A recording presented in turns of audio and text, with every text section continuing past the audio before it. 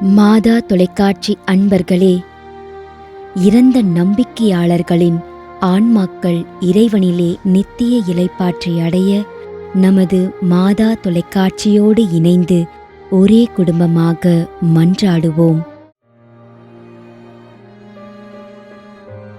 Benjamin,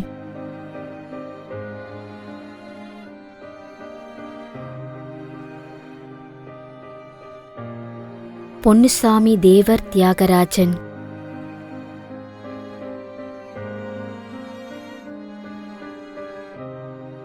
R Savarimuthu Tiruvannamalai 15ஆம் ஆண்டு நினைவஞ்சலி.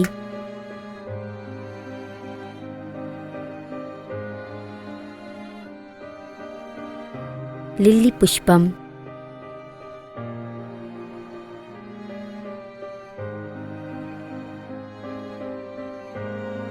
திரு சி.ஏ. Maria Joseph, Madurai.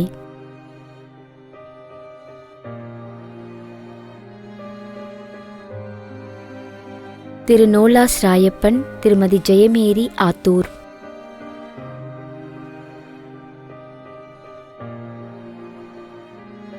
Annadurai, Annammal, Sylvester. மேலும் கொரோனா நோயினால் பாதிக்கப்பட்டு இறந்த அனைத்து நம்பிக்கையாளர்களின் ஆன்மாக்களுக்காகவும், யாரும் நினையாத நம்பிக்கையாளர்களின் ஆன்மாக்களுக்காகவும் மன்றாடுவோம். தந்தை, மகன், தூய ஆவியாரின் பெயராலே ஆமென். ஆண்டவருடைய பெயராலே நமக்கு உதவி உண்டு. விண்ணையும் மண்ணையும் படைத்தவர் அவரே. திருவெளிப்பாட்டு நூலிலிருந்து வாசகம். அதிகாரம் 14, இறைவார்த்தை 13. விண்ணகத்திலிருந்து ஒரு குரலை கேட்டேன். இது முதல் ஆண்டவரோடு இணைந்த நிலையில் இறப்போர் பேறு பெற்றோர் என எழுது என்று அது ஒலித்தது.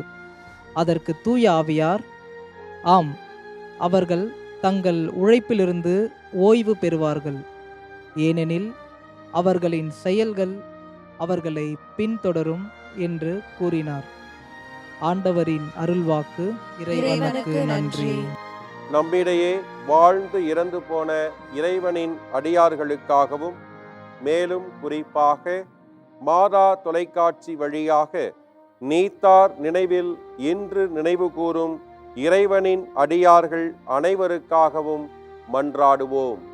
விண்ணுலகில் இருக்கின்ற எங்கள் தந்தையே, உமது பெயர் தூயது என போற்ற பெறுக. உமது ஆட்சி வருக. உமது திருவுளம் விண்ணுலகில் நிறைவேறுவது போல மண்ணுலகிலும் நிறைவேறுக. எங்கள் அன்றாட உணவை இன்று எங்களுக்கு தாரும்.